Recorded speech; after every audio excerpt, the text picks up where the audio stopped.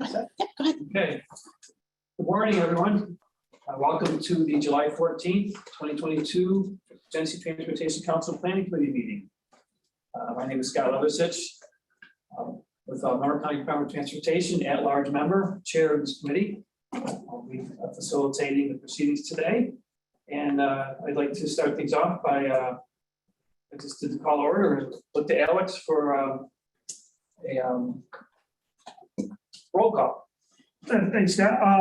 Before we move to that, just note that today's meeting is being recorded. The video will be the video and audio will be saved on our publicinput.com engagement hub. There are two separate opportunities if we have members of the public viewing to participate. And any comments we receive will be included in the record of this meeting. Just for those viewing as well, a couple of ways of submitting email comments, text comments as well, and also a phone number is included on the website as well. Just a quick overview of the agenda. We have 3 action items today and a discussion under new business as well. Discussing a potential regional safety plan, okay, effort that GTC would undertake. Hey, Alex, before you start the roll call, this is Jim Stack. I just wanted to apologize to everybody for not being in the room, but I have good reason with active COVID in the house and in discussions or consultation with Scott. We felt it was better that I joined remotely and not subject anybody to potential virus spread, and appreciate Alex and Lori still covering for the team in the room and for all this that made the trip.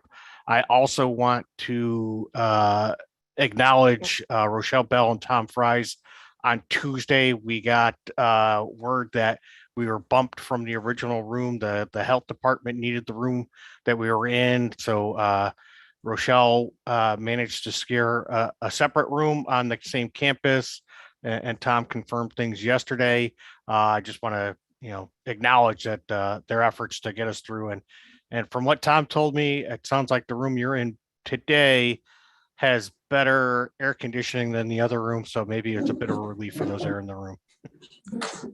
Yeah, this is definitely a newer facility than the older one. So we came out ahead on this one, I guess. Great. For the roll So call, what I'm hearing is next year we're using this room and not the other room. I think we should strongly consider it. Yes. Yeah. Can everyone hear all the speakers today? Okay. Okay. Hearing no objection, sounds like we're in good shape. All right. great. Yes, Scott, this is Jody. You guys sound great. Thank you. Great. Thank you, Jody. For roll call, Genesee County, Tim Hens. Present. All right. Livingston County, Angela Ellis. Here. For the Monroe County Legislature, George Hebert. Ontario County, Bill Wright. Orleans County, John Papinetti. Here. Seneca County, Mitch Rowe. Here. Wayne County, Kevin Rooney. I'm here. Wyoming County, Devin Blue. Here. Yates County, Douglas Rapoli. The Monroe County Executive, Tom Fries. Here. From the Monroe County Planning Board, Michelle Bell. Here. With Monroe County Supervisors Association, David Dunham. Monroe County at large number 1, Scott Levisich. I am here. Monroe County at large number 2, David Lindsay. For the City of Rochester Mayor, Rich Perrin. For the Rochester City Council, James Smith. For the Rochester City Planning Commission, Kevin Kelly. Present. City of Rochester at large, Dominic Ficetti. Jeff Morozak's here as an alternate. And I'd also acknowledge Holly Barrett is on for the City of Rochester Mayor. Yes, I'm present. Thank you. Here. And Rich just showed up in the room for the City of Rochester Mayor. Thank you. Empire State Development Corporation, Stephen Golden. New York State DEC, New York State Department of Transportation, Chris Reeve. Joel Kleinberg representing. New York State Thruway Authority. Genesee Finger Lakes Regional Planning Council, Rich Sutherland. Yeah. RGRTA, Bill Carpenter. Eric Farr sends his regards earlier. Federal Aviation Administration, Federal Highway Administration, and, Federal Transit Administration. That completes roll call. Okay. We're good to go. At this time, next on the agenda is a public forum. Is there any representatives from the public online would wish to address the planning committee before our proceedings today? Just refreshing the page to make sure. No, but we do have us between 4 and 7 people viewing the meeting Okay, from the public, but no comments or. okay, no comments at this time? Correct. Okay, thank you, Lori. Next up is approval of minutes. We have the June 16th, 2020 Planning Committee meeting minutes for approval. I would like a motion in a second, and as usual, our members online are able to move and second as well. Is there anyone willing to move the minutes? Thank you, Angela. A second? Thank you, Rochelle. Okay, any comments, questions, or revisions to those minutes? Hearing none, by vote of consensus, in other words, if we don't hear any objections, we'll consider the minutes approved. Are there any objections to approving these minutes? All right, thank you very much. It's assigned to announcements and old business. Scott, I do not have any announcements today. Okay, thank you, Jim. Brings us up to our next item, action items. First up, we have a Unified Planning Work Program. We have an action concerning the consideration of the UPW scope of work for the Wyoming County Highway Accident Location Program. And I believe Alex is going to walk us through that. Yeah, I'll leave us off here, and if Devin, you'd like to add anything, please feel free to jump in. This project will be to conduct site investigations of roadways, corridors, and intersections that are under Wyoming County's jurisdiction. This is similar to Monroe County's high accident location project. Similar project was done for Wayne County's intersections as well. This project is really focused on the site investigations. This project will utilize the new crash location program Clear that is replacing Alice from NISDOT that is launching today finally. So sticking in that announcement as well. So this project is really focused on developing site doing site investigations and recommendations. And this project was a previous recommendation, in fact, of Wyoming County's local road safety plan, a strategic highway safety plan framework document that was a pilot project of federal highways. They came and supported an effort in Wyoming County a couple of years ago, and one of the key recommendations was to go out and do some site investigations. There are 5 corridors that were noted in that plan, and Wyoming County staff has also identified a number of intersections of high quantity of crashes. So this project will begin to dig in and do some of those site investigations. And Devin, is there anything that you'd like to add? No, I don't think so. I think you took the words right out of my mouth there. I'm good. Great. I just have one question. This is a comprehensive study of, like Monroe counties, we do a few per year. This would be a comprehensive study of the whole county, or is this going to be a continuing program as well? So what's great about the CLEAR system is now that every one of our departments will be able to do network screening of our own. So, but the number of investigations will still be determined, maybe how many respondents propose to do based on the magnitude of crashes that need to be investigated in the county. And it could be potentially a rolling process, but this will be for one discrete set of crashes for this year. But it's something that has been a refined scope that's taken quite considerably from the Wayne County project, which was quite successful, and can certainly serve as a model for others as well. Okay. All right.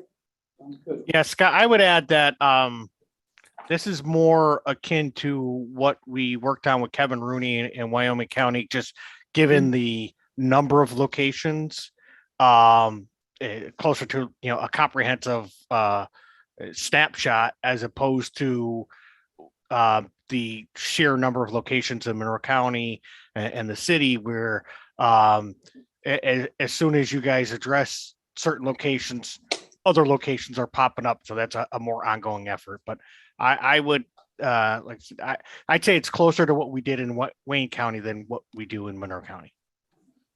Okay, great. Thank you, Jim.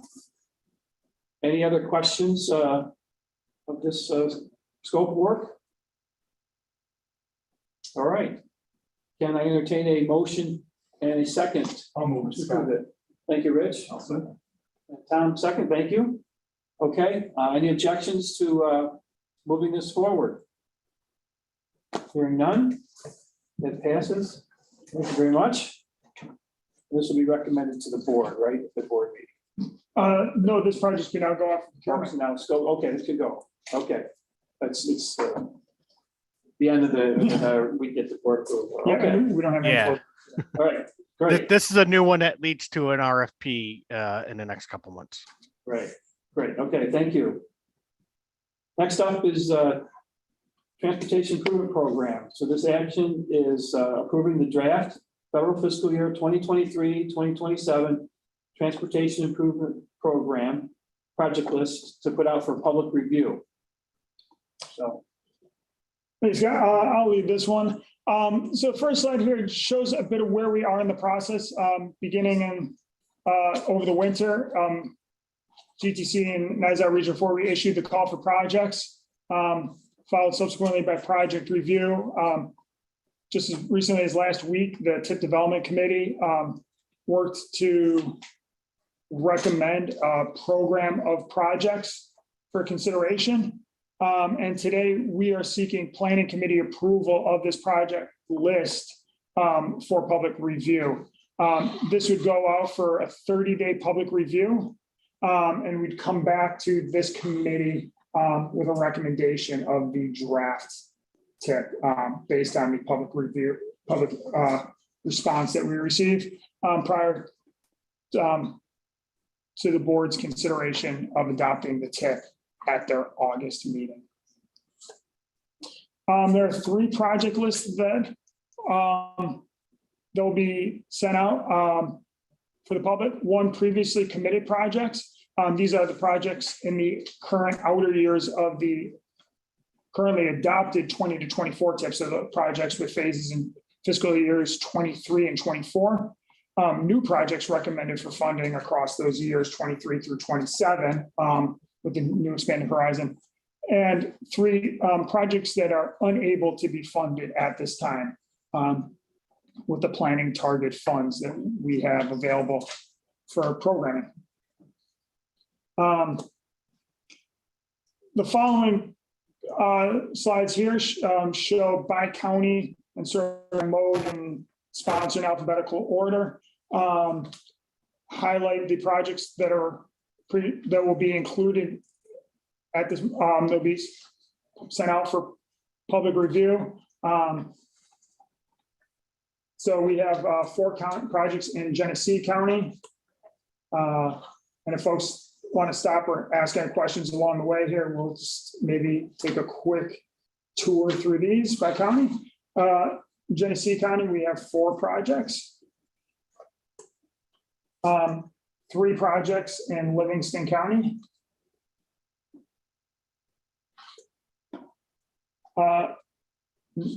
More than enough project, a lot of projects in Monroe County, more than I can count. Bridge projects, highway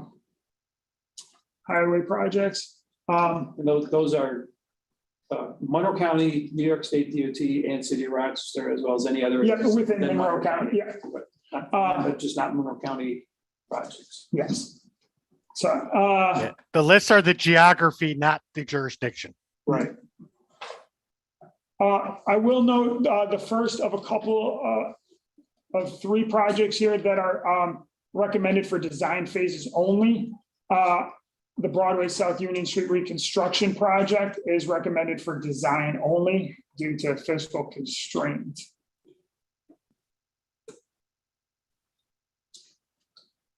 More highway projects. The transit projects, Maiden Lane rehabilitation was recommended for design only as well. And this is shown on the project list, but just not these slides. Transit from the RGRTA capital improvement plan. Continuation of operations projects, including Monroe County and NISDOT's operations of the RTOC and the health roadway assistance programs. The Ontario County, the number of safety projects. The Route 18 over Orchard Creek Bridge replacement was design only as well. Wayne County. And in Wyoming County, the Village of Arcade roadway reconstruction was design only as well. And there are some projects that are across multiple counties as well, primarily sometimes that large packages of culverts and preventative maintenance. For the public review process, GTC and ISDOT will be hosting 3 public meetings in a couple of weeks with a notice to go out tomorrow. 2 of these are online, take place over Zoom. And the middle one on Wednesday, July 7th, kind of in the late afternoon, early evening, will be at City Place downstairs. And thanks to Rochelle for helping us with the business center room, which is nice and visible from the street. All this information, maps, multiple ways of providing comments will be part of our engagement hub, publicinput.com/new GTC tip.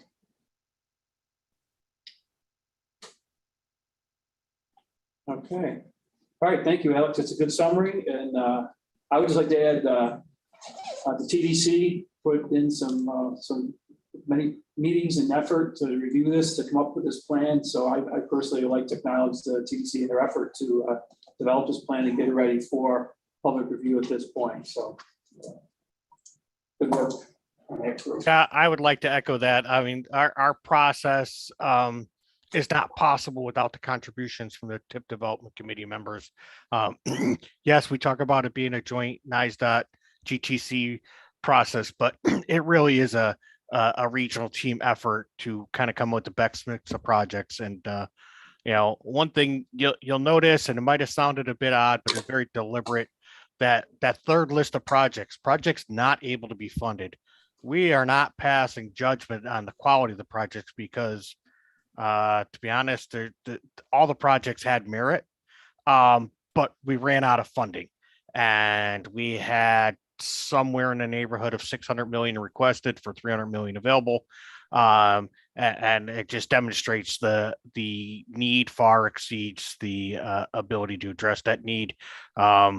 We had some conversation at our board meeting about the how the big increases at the national level haven't necessarily filtered to the regional level. We waiting to see some new programs and how nice New York State DOT is going to address those, and hoping that some of the statewide programs make funds available to our region. But before we wrap things up, I do want to make sure that we give Joel a chance to add anything if necessary from the NISOP perspective. Nothing further. I also appreciate the committee's work, and I think we have a good list of projects. Thanks, Jim. All right, thanks, Jim, Joel, and Jim, you and I have had a conversation. I'm hoping after all the rules making and that kind of nonsense is done, more money will filter to our region as well and pick up some more projects off that unfunded list. So fingers crossed, I guess. Yeah, and then part of some of the projects, Alex mentioned the 3 that we're doing design only. We're trying to also identify, some projects that we can position the region for some opportunities. And, plain and simple, if we had more funding available, we would do more projects. So this is Kevin from Wayne County. If I could just ask a question, I know when we left the TDC meeting last week, Alex and I think Joel were going to just kind of take a quick look and see if anything could be moved around funding source wise. And if there was any scraps left over, we were going to look at what we could do with those. And, there's potential, I guess, kind of looks like maybe some engineering to be put, some funds to be put in engineering in a couple of places here. Are we still able to look at that? Are we still considering that? Kevin, I would say that as part of during the 30-day review, we'll be able to try to look to see what manipulate. We were really focused on trying to get what was already identified, slotted into the years with the inflation factors affecting the year of expenditure dollars, to make sure this list that we put out for the public to look at just the projects that we can afford that within the fiscal constraint. And I think if we identify any additional balances or opportunities like that, we want to come back to the TDC and potentially, it's, hey, during a 30-day review, we identified X, Y, and Z projects that we can also get the engineering going. But that would come back to the planning committee next month. Okay, fair enough. Yeah, I just wanted to make sure if there is any opportunity that we do have the chance to, try to slot in a few more projects, and they're going to be small and it's going to be small amounts. I get that, but just want to make sure that there was that opportunity.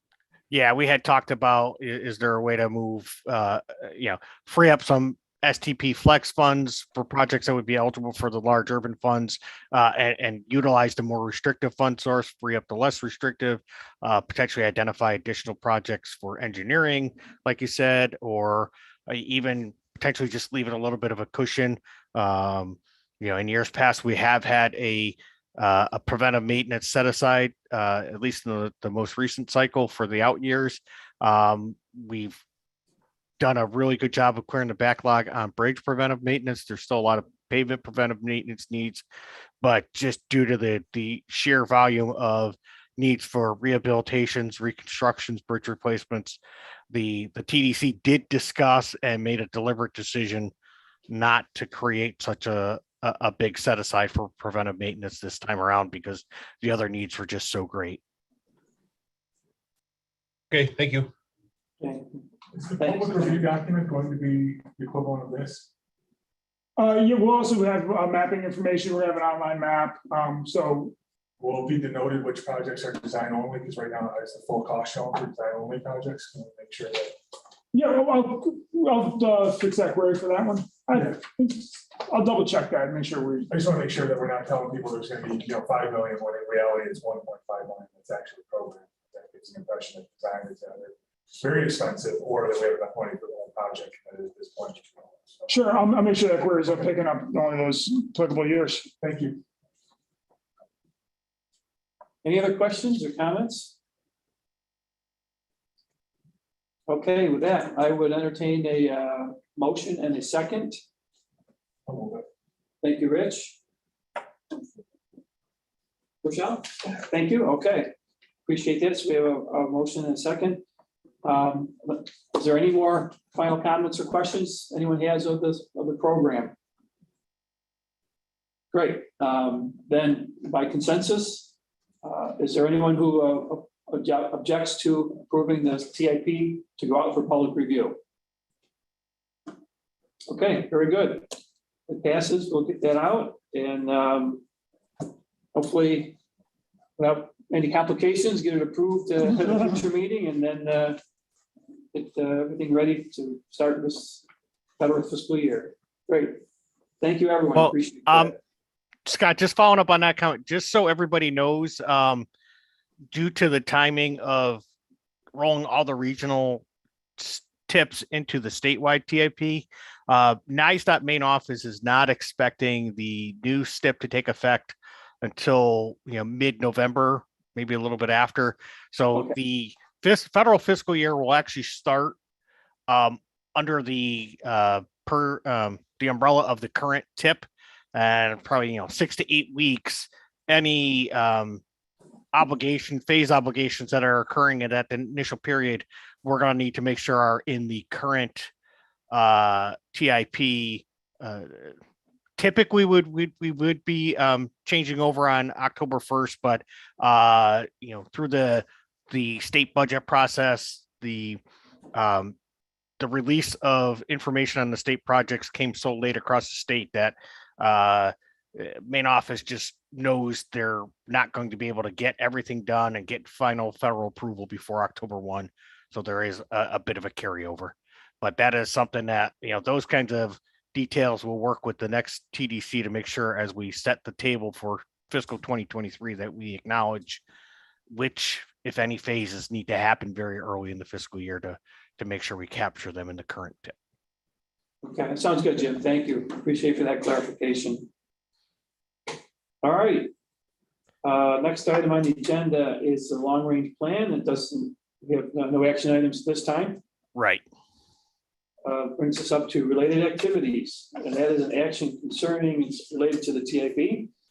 Approving the draft transportation conformity statement for the long-range transportation plan for the Genesee Finger Lakes region 2045 and 2023-2027 transportation improvement program for public review.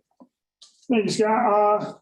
So concurrent with the public input period for the TIP, we need to issue a public input, a new transportation conformity statement that is updated with the adoption of a new LRTP or new TIP.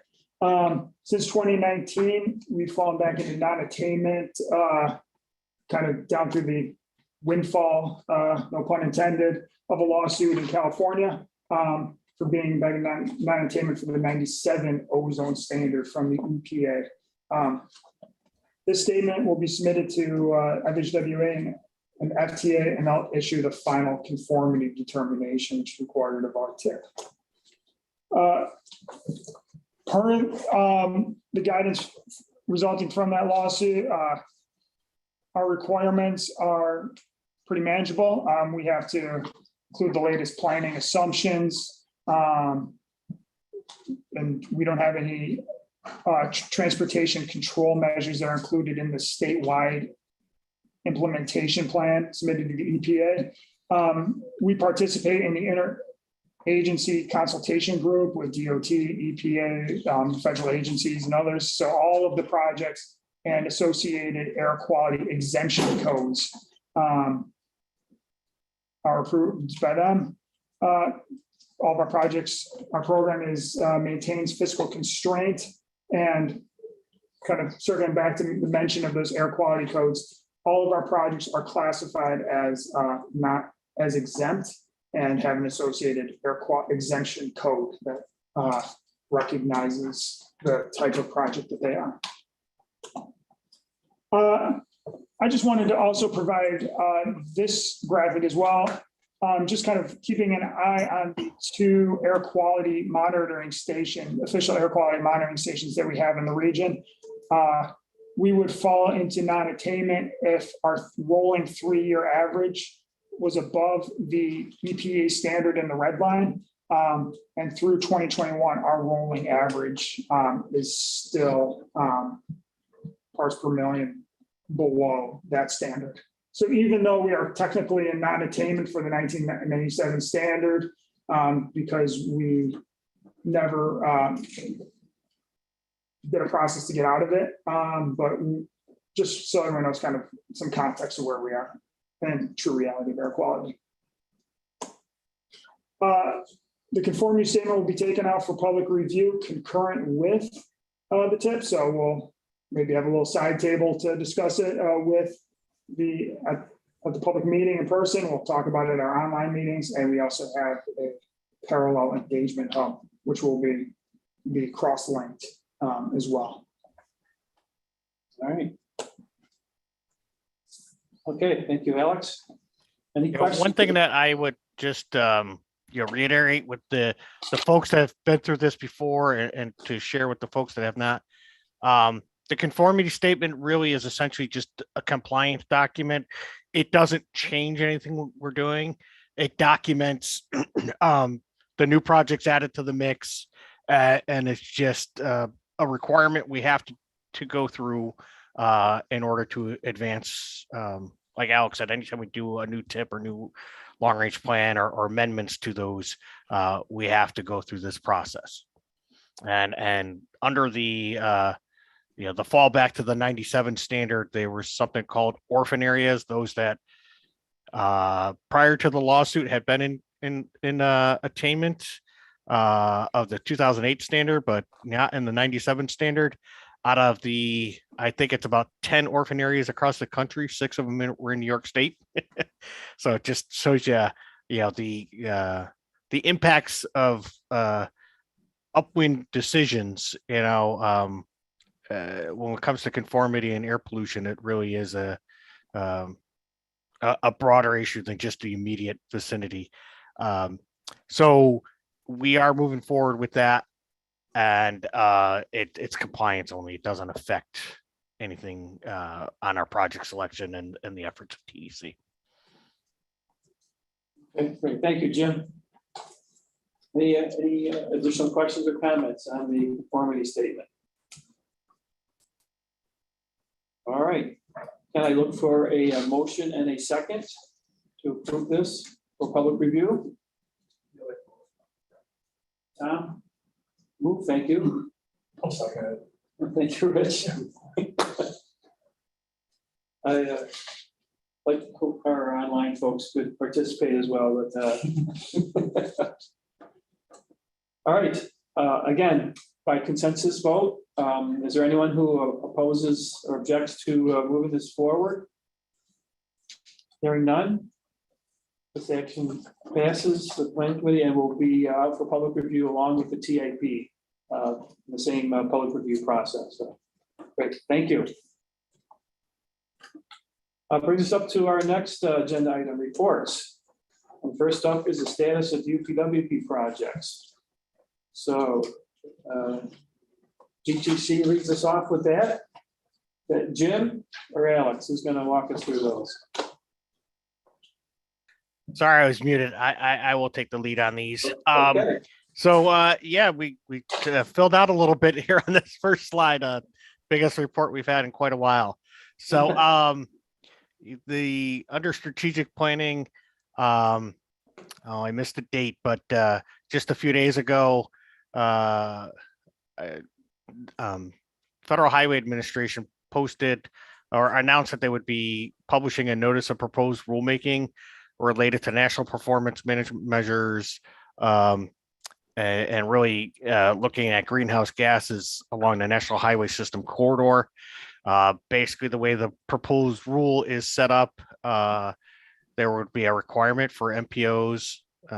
I cut this down a little bit. There's other requirements, but to us, MPOs that have National Highway System mileage would have to establish, track, and report declining targets to reduce carbon dioxide emissions from on-road sources relative to calendar year 2021, which would be the base year, but trying to get in line with the Biden administration's goal of net zero emissions across the full economy by 2050.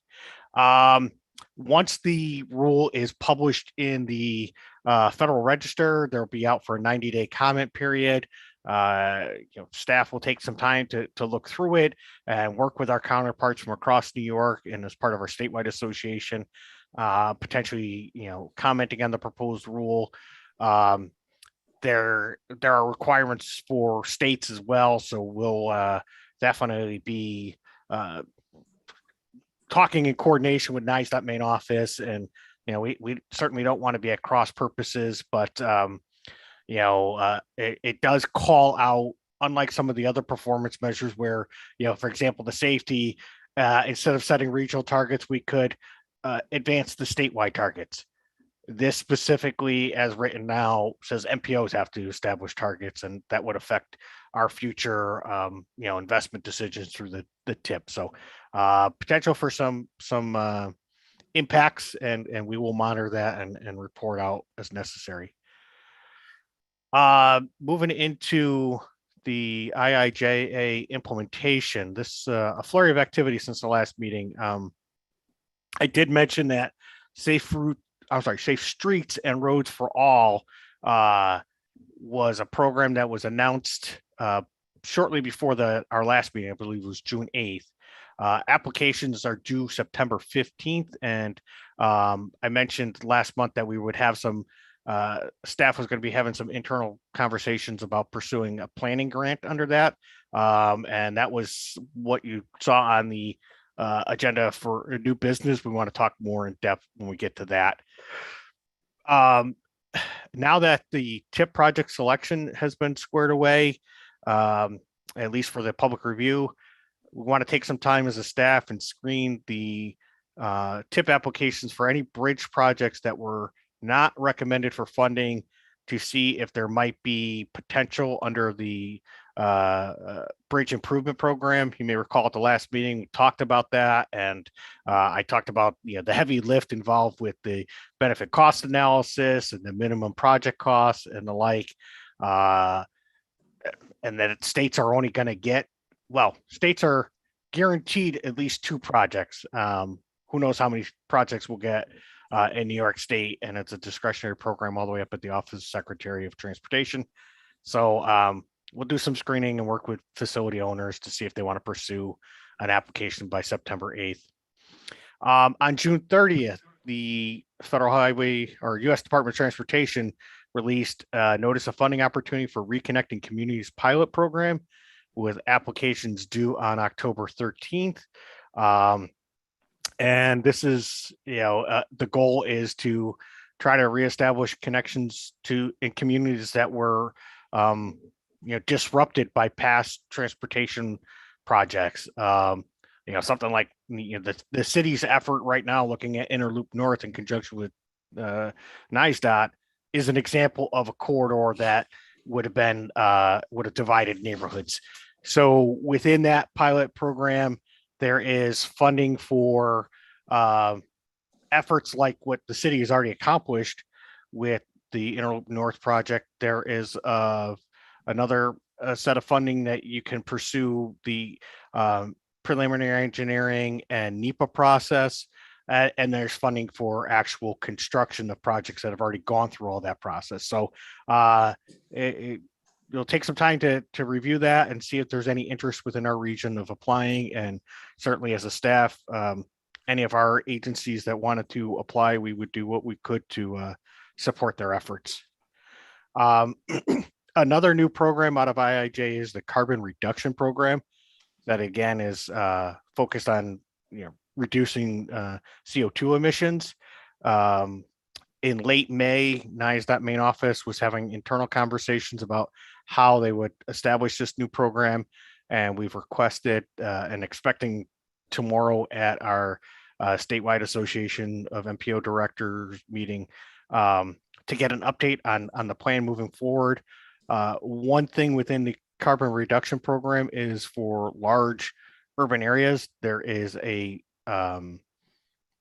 allocated amount. So for our region, it's about $1.2 million that has to be spent in our large urban area for federal fiscal year 22.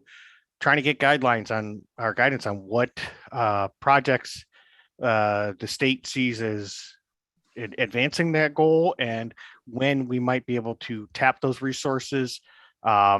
We certainly don't want to lose the opportunity to say, oh, we got to the end of the federal fiscal year and nothing was obligated. My initial reading was that funds were going to be available for 3 years. So I'm hoping that means that the obligation to tap those funds is available beyond the federal fiscal year as well. We also had staff participated last week on, maybe it was the week before, New York State DOT has put together their statewide plan to advance the National Electric Vehicle Infrastructure Plan. They are required to submit something to US DOT by August 1st. There is a public meeting, I believe it's 21st. It's next week. It is on our highlights when we get to the end. But basically, the initial focus is going to be meeting the top line requirement that the federal government has set, that along all interstate corridors, at least every 50 miles, there'll be charging infrastructure and within that corridor, and they're defining the corridor within 1 mile because as currently written, commercial activity is prohibited within the interstate right of way, except for things like tolling facilities like the Thruway has it. But I-390 through Livingston County, for example, the truck stop or the parking area in Groveland, this activity would be prohibited to have refueling, particularly if in the future it's being charged for, it's considered commercial activity. But it does provide the opportunity to create, support businesses just off the highway. If you can think, instead of the parking area in Groveland, what if you directed motorists into the village of Mount Morris and they were able to patronize businesses and support businesses while their vehicles were charging? And really, the state wants to build out what they call the direct current fast charger. That's the highest level chargers that are available today, the fastest charging. The idea being, if people are traveling along the corridor, they don't want to plug in their car for a few hours. They want to have recharging times more comparable to refueling with liquid fuel. So that is moving forward. Next slide, please, Alex. As we said, the long range transportation plan, we're in a quiet period for that, so no activity to report on that. Staff technical assistance, we had previously talked about how we are working with the village of Sodus Point on parking studies, building on what we've already looked at with their active transportation. And Bob Williams for our staff went out on July 1st and July 2nd and July 8th to do some field data collection, trying to gauge demand of parking. Where is it maxed out? Where are people trying to be? What are their destinations? What is the impacts to on-street parking and vehicle movement? So that is moving along. With regard to the household travel data collection, staff has started developing a scope of work for the planning committee to consider at a future meeting. You may recall, we used to talk about the household travel survey, and this would be a paper survey and journal that would ask people to keep track of their travel behaviors for over a 1 week period. Very costly, and we're hoping that with the advances in big data and things like getting cell phone data that's anonymized, we might be able to find other ways of getting as good, if not better, quality data at a lower cost. So we deliberately called it data collection and not household travel survey. So that is underway. Developing the scope is underway.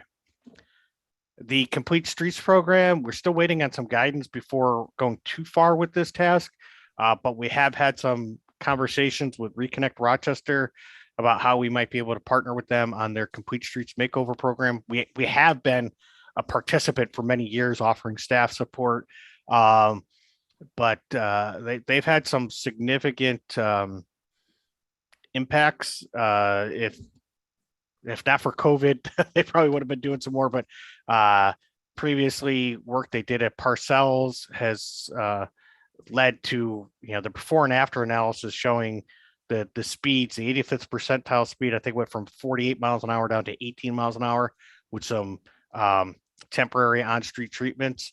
And as I understand it, City of Rochester is pursuing some of those treatments in a more permanent manner so that the traffic will continue to stay much slower. And you think about somebody on a bicycle or walking gets hit by a vehicle at 48 miles an hour.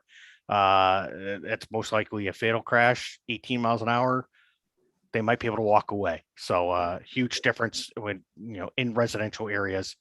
The newest program or newest location was Orange Oak and no, I'm sorry. I want to say Oak and Orchard, but that's not right.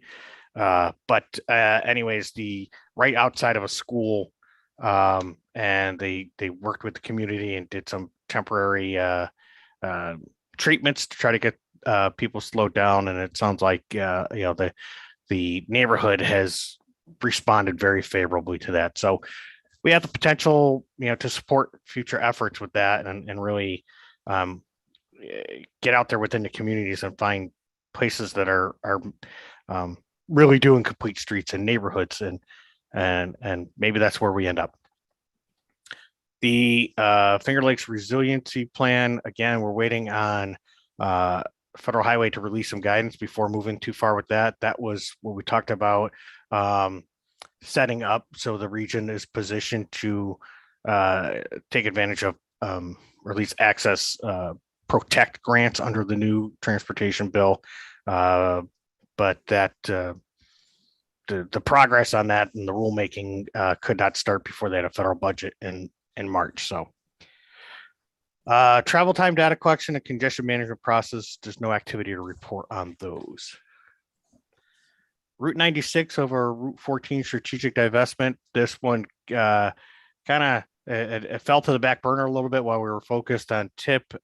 We did previously have feedback from NISDOT on a draft RFP.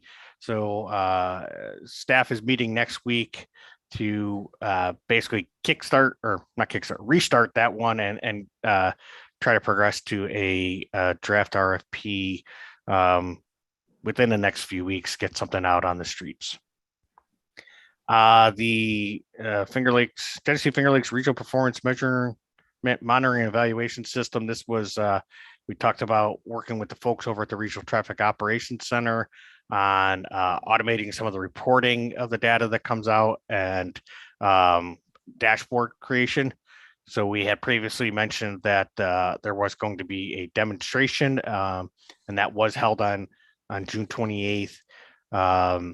I have not had a chance to check with Joe as far as any kind of reaction, how it went, but certainly have not heard that there was any problems. So that's good. The cross asset highway and bridge evaluation prioritization tool.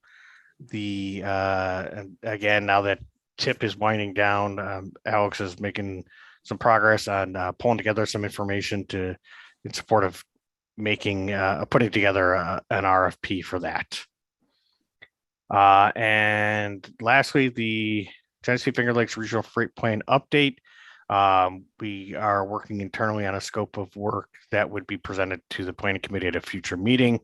But in the meantime, Jody Binnix has been looking at regional freight plans that other MPOs have done across the state, and also met with representatives from Empire State Development to discuss their participation and really trying to get the business perspective, hopefully more engaged than we were able to the last time we did a plan.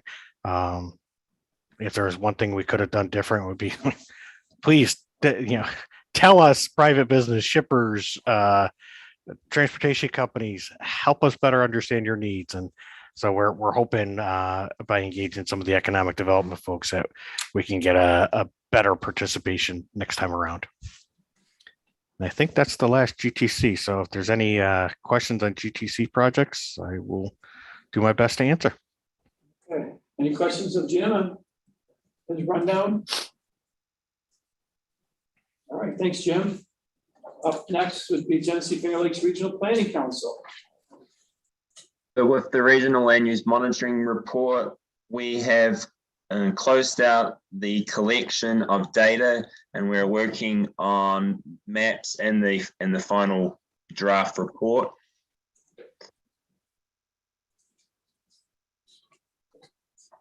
In terms of complete streets, we have drafted the guidebook and working with stakeholders to for feedback and working on edits. We have the Village of Perry's second public input session on July 23rd. We have a booth there, and we at the farmers market, and we'll also be undertaking a walking audit.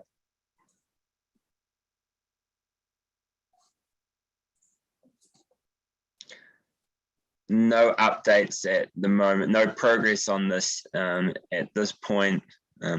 Need to organize a meeting with the GTC's project manager for this.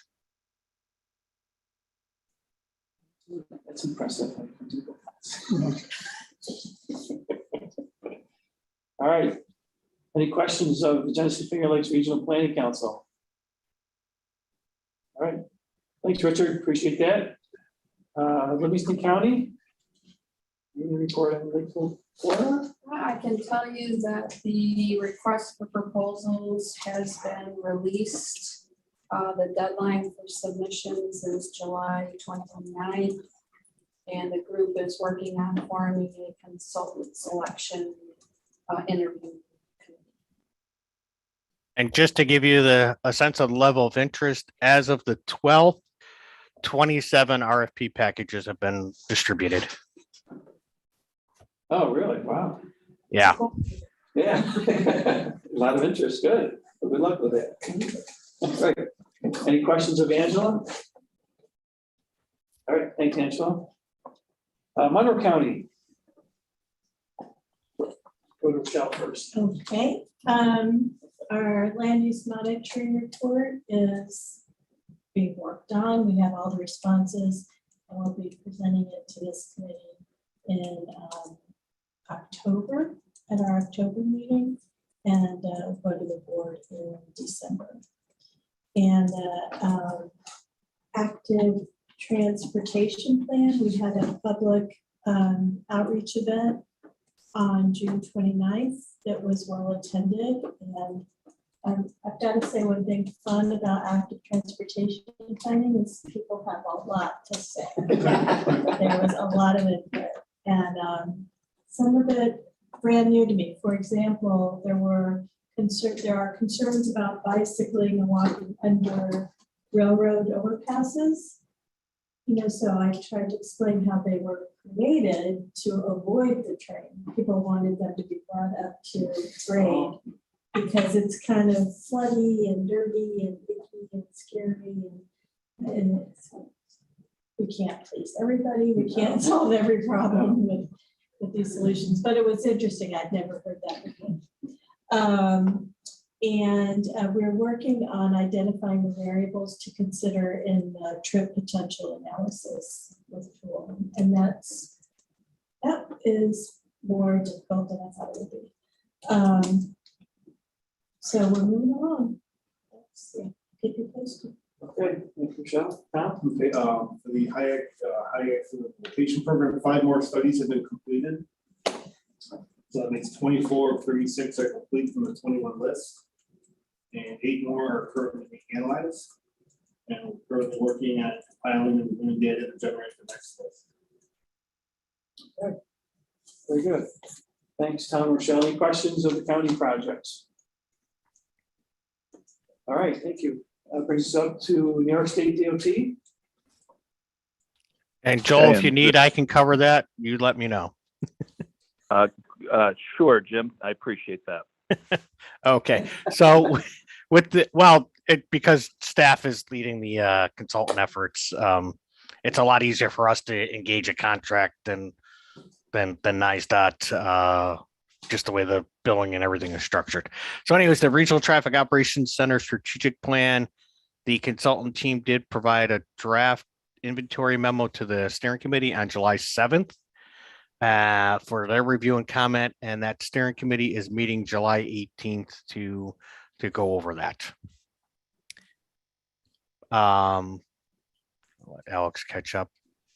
With regard to the downtown sign assessment project, excuse me, GTC staff is revising the draft RFP. We had initially put it out for some stakeholder feedback and got their comments, and we'll be revising that. The plan is likely the end of July, early August of putting the RFP out. We're trying to be cognizant of how many RFPs are active, because a lot of our consultants, they're looking at multiple opportunities, and we're trying to be mindful of some of their ability to respond. But we're also looking at with the Labor Day holiday and how do we balance around that without throwing a wrench in our response process. So that is on the horizon. All right, thanks, Jim. Any questions on the state projects? All right, brings us up to Ontario County. I don't think we have anybody on from Ontario County, and Jody can correct me if I'm wrong, but internally, Ontario County is still working on it. They had some staff retirements. We have heard, Jody had heard yesterday of a replacement. I haven't heard it officially yet, so I'm reluctant to hold off, but it is a familiar face to GTC, and I think it'll be good for the county if what I heard is comes to pass.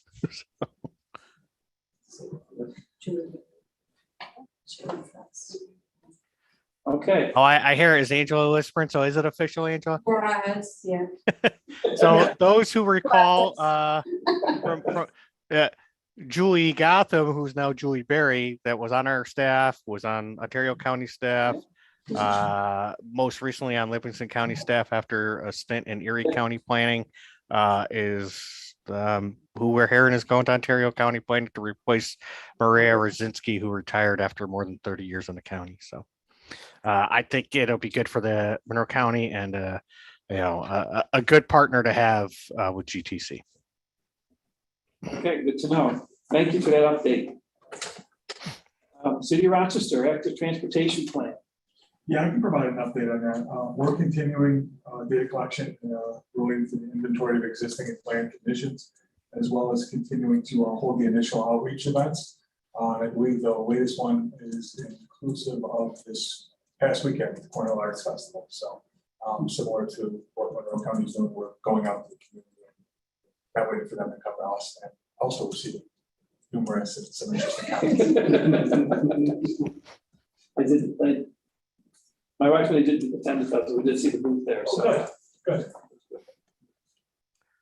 All right, any questions of Rich on that? All right, thank you. RGRTA. I'll take this one. Eric Farr had a last minute conflict popped up, apologized for not being able to be at the meeting, but did provide some information. So, their performance monitoring refinement is an ongoing activity for them. And they are putting the finishing touches on some refinements that would make route adjustments taking effect in early September. When they make adjustments, they try to do it on a quarterly cycle. So those are moving forward. And you recall last month, we had a budget amendment, UPWP reconciliation that included the additional FTA funds that were allocated to GTC after the UPWP was adopted. And everybody had agreed that that can go to RGRTA to do a similar, be able to increase their analysis efforts to include their on-demand services where, that's a relatively new service. So they're not, they don't have a process in place for analyzing the performance of those. So they're working towards that. And this provides the capacity to do that. So that will move forward. The rural village and cities route study, Eric did not have an update, and unfortunately, Bob Williams is on vacation this week, so I couldn't get an update either. The rural on-demand transit, however, Bob has been working with Ken Boasi at RGRTA to finalize an RFP, and because it's using FTA funds, it does have to go to NISDOT main office for their sign off before it can be advertised. Just part of the process of oversight of FTA funded procurements. Lastly, the en route charging feasibility study. Previously, they had screened out and identified 5 top locations for potentially having charging infrastructure, and the consultant is analyzing the routes now to see how they would work with those locations to try to see what makes the most sense. Okay, thanks, Jim. Any questions on the RGRTA projects? All right, brings up to Wyoming County. That was dealt with today. Yep. The scope of meeting is today, so we're good there. And other agencies. And I will take that. So the Arcade Multi-Use Trail feasibility study, our staff did draft an RFP and sent it to the village officials for review and comment on June 21st. Again, you recall Larry Kilburn presented that project at the last planning committee meeting and got a scope of work approved. Similarly, the Canal Ponds Business Park, the scope of work was approved at that meeting as well. Actually, no, it might have been approved at the May meeting. Yeah, when we were down in Ontario County. But the RFP for that was released on July 8th. Proposals are due August 12th. And as of yesterday, 20 RFP packages were distributed. So another good level of interest there. The Victor Street Connectivity and Access Plan, the final public meeting was held last night. I have not had a chance to talk to anybody to see how it went. I believe Joe was going to pop in for part of it. The West Webster Hamlet Revitalization Plan, the consultant has set up I've never heard of Social Pinpoint. It's some type of interaction with the public, but so they've created a Social Pinpoint website for the first round of public input. It'd be interesting to see, how does this tool compare to some of the other tools we've utilized, and it's always interesting to get exposed to different tools. If we could create more effective public engagement, that's what we like to see. That site will be live collecting input. Imagine similar to like how we would collect a survey, or people posting their comments to it. That'll be up through the end of the month, and the steering committee is expected to meet in August. They've not finalized the meeting date yet. Village of Warsaw Active Transportation Plan, similarly to Arcade, staff GTC staff drafted an RFP and sent it to the village for their review and comment on June 22nd. Again, that was James Bragg had talked about that scope of work at the last meeting, so that is moving along. I believe that's the last. Yeah, we have completed studies after that. So. Okay, great. Thank you, Jim. Any questions on other agencies or any of the projects that we heard? All right. Okay. Next item on agenda is TIP staff modifications. We've not had any staff modifications since the last meeting. All right. Next up is federal legislative and funding update. Really, the updates were captured under the staff report with the notice of proposed rulemaking and notice of funding opportunities. So I just wanted to reiterate, as new opportunities are presenting themselves and we're getting the information, staff is working to distill and post those on our website through our funding opportunities. And again, if folks want, they can sign up for email notifications when we post new information. We'll share that out through that distribution list. This is Joel. I do want to echo something Jim said earlier. Jim, you were talking about the bridge improvement program or infrastructure program. And you mentioned it's a very high bar of data collection, and the benefit cost analysis is a challenge. I just want to echo that. I've been hearing that feedback from my peers all over the state. There was a long call yesterday, and I have a follow-up meeting. I will mention DOT Region 4 is going to submit a structure for that program, or at least we're going to try. It is a challenge. So I will be working with GTC moving forward to get that application. And if sponsors are thinking about pursuing funding under any of these programs, I do ask that you, again, please work with the GTC as well as the DOT. There are resources out of Albany. They have experience doing this work. And, we also try to coordinate, as Jim said, there are certain programs where we may be guaranteed 2 projects statewide. So there may be some level of coordination out of Albany. Thanks. That's, I think, all I need to add on that.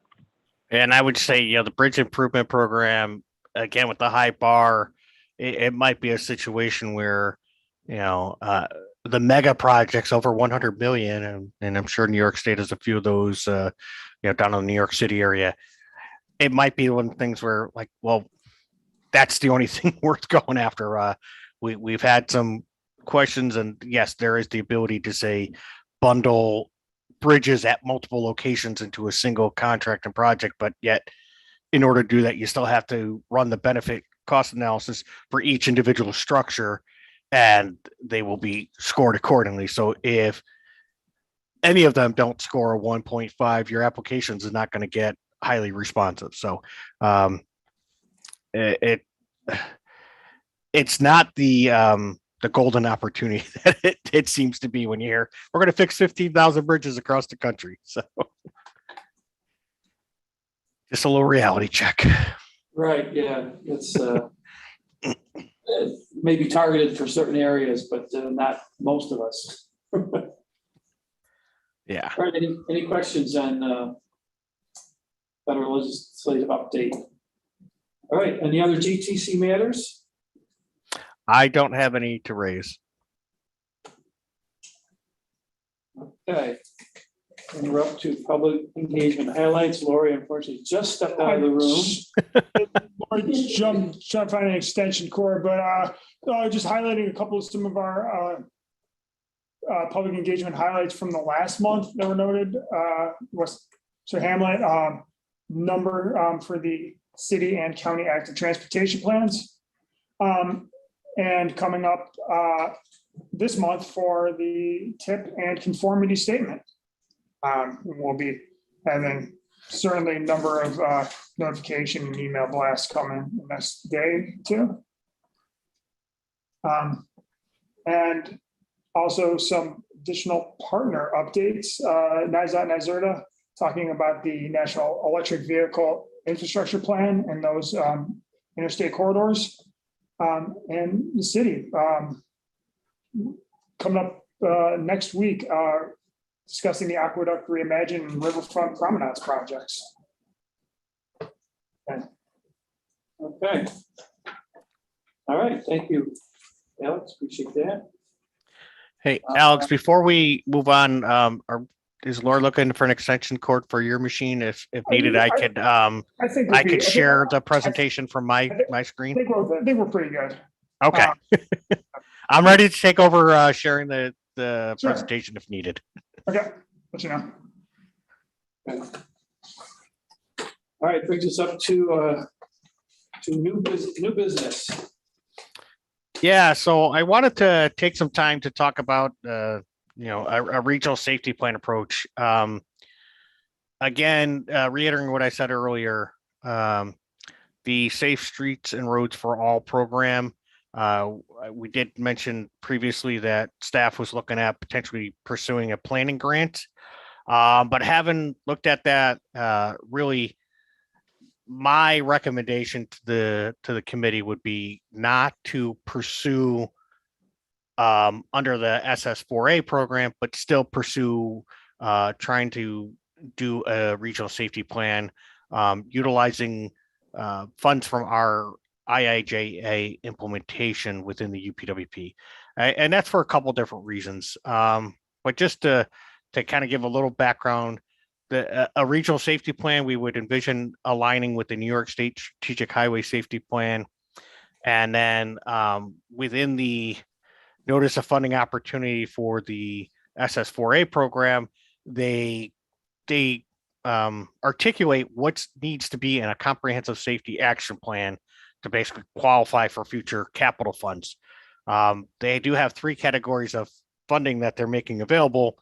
One is to do the plans outright. Another is for supplemental planning. If you already have some plan in place, but it doesn't quite meet the standards, get some planning funds to try to bring it up to standards. And then for the capital projects for places that have a plan consistent with the comprehensive safety action plan as they lay it out. Their emphasis this first year is planning. They don't expect many locations to have a fully compliant plan to support capital projects. I think the first go round is 500 million nationwide, and they're expecting like 400 million to go towards planning. So it sounds really appealing. But in order to go for that, we would have to basically at the next GTC board meeting, have GTC pass a resolution that sets a Vision Zero policy going forward, and yet we still don't fully understand the implications, where we are, how to get there. And if we fund it internally, we have time to develop that, get better opportunities to deliberate what would be involved at both the planning committee and the board level. We have opportunities to set some targets with, my inclination is to pursue year over year percent reductions in fatalities and serious injury and constant, in the continuous improvement mode, as opposed to, well, we want zero by this date, and if we don't get it, we failed. But if we can make progress every year, I don't think we failed. This would allow some time for our board, our planning committee, other stakeholders, facility owners to consider, safety planning, any policies and performance target setting. Allows us to do engage more fully with all our safety partners. Each county has a traffic safety board of sorts that we'd like to get more engaged with as a staff. Going after the SS4A requires 20% non-federal match. It could be cash, could be in kind, but we'd have to line up committed support with that and be able to document that in advance of a September 8th deadline, application deadline. I don't see us doing that. But if we can do that plan internally, we would still position our facility owners for pursuing capital funds.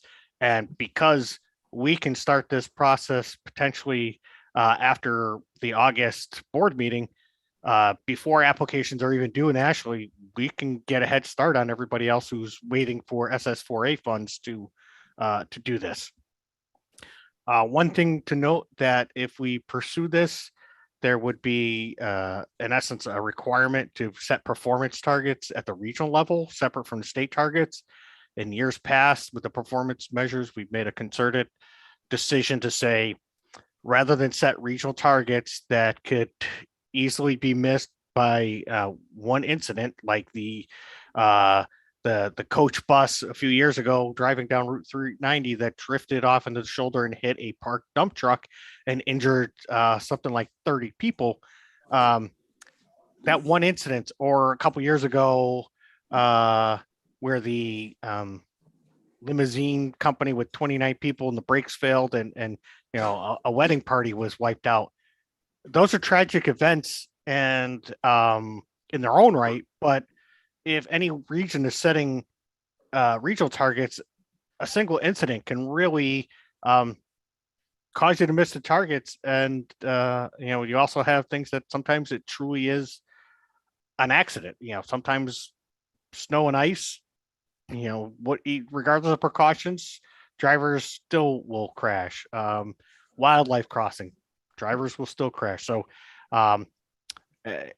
it's a tricky balance to have regional targets and state targets, and to try to say, we failed if we didn't hit something because of a strange situation. I don't. Do we have a second slide? Okay, that's the only slide. So I know there's been some conversations, particularly INRIX is a company that we have gotten traffic data from a lot for a lot of years. They have been working with different agencies to say, hey, we have this safety view tool that anybody who's going after one of these grants while they're preparing their grant application, will let them access this for free. I understand that Monroe County DOT has been talking to them, perhaps Tom Pollock. I know Darren Ramsey from the city of Rochester has reached out and said, hey, Jim, is GTC going after that grant? If not, me, we're thinking about potentially doing that. Livingston County, I understand, has looked at potentially the Greggsville study and trying to fill the gap. So I wanted to acknowledge that there's other agencies at the table that are considering this program, and I wanted to basically let people know that my recommendation is that GTC not pursue this. Doesn't affect anybody else, but anybody that was waiting for GTC to make a decision one way or the other. That's what I'm coming to the committee with, and I just threw an awful lot at you, but between Alex and I, we should be able to answer, and Jody, we should be able to answer questions you have about this and our recommendation. And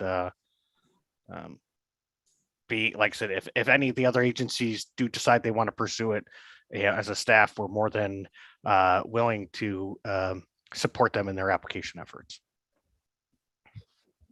All right, thank you, Jim. Appreciate all this information. A couple thoughts come to mind. First of all, can a regional study would encompass all of our 9 county regions. So if an individual agency wanted a future project that would be encompassed, be a part of this overall plan. I would expect so. I think we still have to clarify if it's going to be the full 9 counties or if it would be the 7 counties that we do for TIP. But Right. Since the applications are going to USDOT, my initial reaction is we would probably try to do it for the 9 county area. Okay. And the safety action plan is, it can be developed with independent funds. It doesn't have to be using these funds in order for future projects to be eligible. That is correct, because they lay out the parameters of what a comprehensive safety action plan includes. And even for the first round, they have a self-certification checklist that does your existing plan do this and this and this, and you have to answer enough yeses to qualify as a compliant plan that capital projects can be picked from. So there is a recognition that there are places across the country where the level of planning effort required has already taken place and they can access capital projects. So we do know what they're looking for in their plans. And yes, we would be able to position our region for capital funds. Gotcha. Okay. Any other questions? I'd ask, first off, I mean, we'd like to see the details if you put together a UPWP application, but I think the city is generally supportive of it. Jim, you mentioned the whole Vision Zero, and if you have a single one, I think Vision Zero is an aspirational goal. It's really a policy decision. So I'm not saying one way or the other. I just think it would take a lot of information and sort of an educational campaign to make sure that board members in particular are understanding like what that means, like what you're saying. Because I mean, you're never going to get to zero. You're never going to get to zero fatalities. At least what we have now. So Yeah. I just want to be clear about that. But the second question I have is that a requirement for a comprehensive safety action plan done through the SS4A program? So there are two goals, types of goals. One's just having an outright vision zero goal. Okay. And second is, a strong trend line goal towards zero. Yeah. And so, I mean, part of our discussions, we're thinking, okay, if this is going to be a goal of that we want the board to chew over, to really take ownership of, it seems like it'd be better to give them more time than just a resolution to support in August. I would agree, and I don't have a preference on whether we do, as a region or even what individual agencies do for Vision Zero. I'm more interested just in that last sub bullet under the second bullet, which is as long as it makes us eligible for safety improvements under the capital funding from that program. I'm good with it. I mean, I wouldn't want to get bogged down in a policy discussion that stops us from, as Jim noted, potential earlier eligibility to get money to actually address the problems we have right now. That's all I care about. What can we get? Yeah. And exactly to your point, Rich, there's almost an educational component to what does it mean to say we have a Vision Zero aspirational goal, and being able to do it in an informed way. And I think we have to work through some of that, that discussion and conversation and fully understanding before we move into any kind of analysis of actual locations and even screening or anything like that. So, but one of the things that comes up when it comes to safety, there's the 4 E's. There's engineering, education, enforcement, and I don't remember the other E. Alex. It depends. I mean, sometimes you say emergency response, education. Yeah. I thought I said education, Encouragement but sometimes. So, but the encouragement, that was I think the other one. But I think the point is, certainly when it comes to the engineering, GTC has a role with the funding and stuff. Education, we have somewhat of a little role. Enforcement, we have no role. So, all that stuff kind of, like I said, we don't want to rush into something and saying, at the August board meeting, before we even apply for these funds, that the GTC is setting a new policy that they haven't set before. And we haven't fully vetted that decision. And that's really the whole idea behind the approach of funding it with our own funds, pursuing the same or following the same path, but not locking into an end result without a chance for a more full discussion. Okay. We lost you there for a second, Jim, but I think we got the gist of where we're going with that. So, Scott, can I make a quick comment relative to Jim? I think Jim, I think it's a great. We can do. Genesee County would be supportive of a regional safety plan. First off, I think New York State as a whole has been behind the power curve relative to Road to Zero. It's been an FHWA target for at least 10 to 15 years. I can tell you, being involved in the National Association of County Engineers, we've been supportive of it and pushing it throughout the country for over a decade. And New York has been way behind in that area. So I'm supportive of this effort. I did like your mention of involving the county traffic safety boards.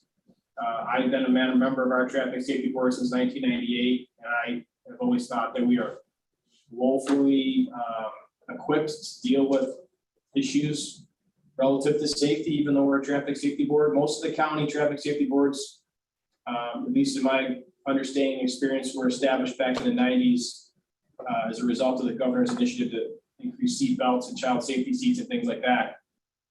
And they have been administered for the most part, I think in most counties, through the sheriff's office, looking at it from an enforcement standpoint. So if we had a regional plan that would integrate highway accident location safety improvements into that arena, I'd be very supportive of that. If anything, even if it's just a little bit of peer pressure from above, putting some pressure on, especially rural counties, to get more involved in safety, I think this is a great idea.